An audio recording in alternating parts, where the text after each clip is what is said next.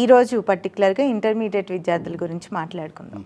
Intermediate విద్యార్థి దశ చాలా ఇంపార్టెంట్ రోల్ ప్లే చేస్తుంది అంటారు కదా. సో చాలామంది పిల్లలు అలాగే ఎంపీసీ బైపీసీని ఎక్కువ ఎంచుకుంటూ ఉంటారు.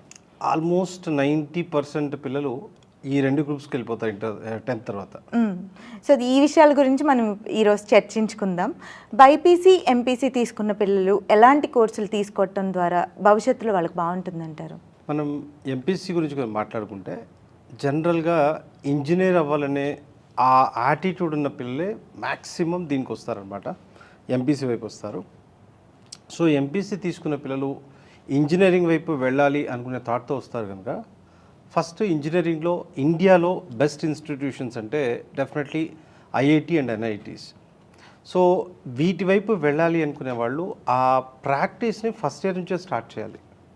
సో అంటే ఇంటర్మీడియట్ చదివే విధానంలో రెండు రకాలు ఉంటుంది. మీరు బోర్డ్ ఎగ్జామ్స్ కోసం ప్రిపేర్ అవుతున్నప్పుడు దాని ప్రిపరేషన్ వేరేగా ఉంటుంది. ఈ కాంపిటేటివ్ ఎగ్జామ్స్కి వచ్చినప్పుడు దాని ప్రిపరేషన్ వేరేగా ఉంటుంది. అందుకే కొంతమంది పిల్లలు 99% ఇంటర్మీడియట్లో తెచ్చుకొని కూడా జేఈలో క్వాలిఫై కారు. సో ఆ ప్రిపరేషన్ ఏదైతే ఉంటుందో ఆ రెగ్యులర్ +2 చదివే ప్రిపరేషన్ వేరు, ఈ కాంపిటేటివ్ ఎగ్జామ్ ప్రిపరేషన్ వేరు.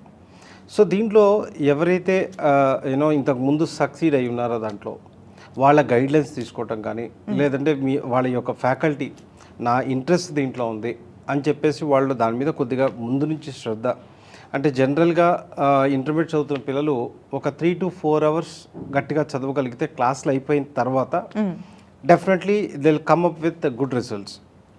అదే నేను ఐఐటి కొట్టాలి అనుకున్నప్పుడు, ఎందుకంటే దాదాపుగా 20 లక్షల మంది పిల్లలు ఆ ఎగ్జామ్ రాస్తారు. 20 లక్షల మందిలో నుంచి మనకి ఐఐటీస్ వస్తే అంతా కలిపి ఒక 14-15,000 ఉంటే, మిగతా ఎన్ఐటీస్ ఇంకొక 25-30,000 సీట్స్ అవి ఉంటాయి.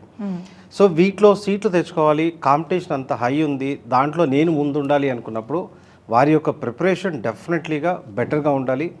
ఏదో జస్ట్ పోయి ఎగ్జామ్ రాసినంత మాత్రాన వాళ్ళకి సీట్ రాదు.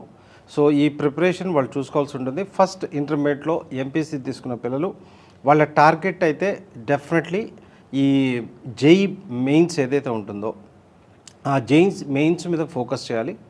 సో ఇన్ కేస్ ఆఫ్ దాంట్లో క్వాలిఫై కాలేకపోయారు అంటే, ఇది నేషనల్ వైజ్ జరిగే ఎగ్జామ్ కనుక నెక్స్ట్ మనం చూసుకోవాల్సింది స్టేట్ వైజ్ జరిగే ఎగ్జామ్స్. అంటే దాంట్లో మనం చూసుకున్నట్టుగైతే ఎంసెట్ ఎగ్జామ్ ఉంటుంది. ఇప్పుడు ఈఏపీ సెట్ అంటున్నారు కదా, engineering, agriculture, pharmacy, common entrance test అని చెప్పేసి.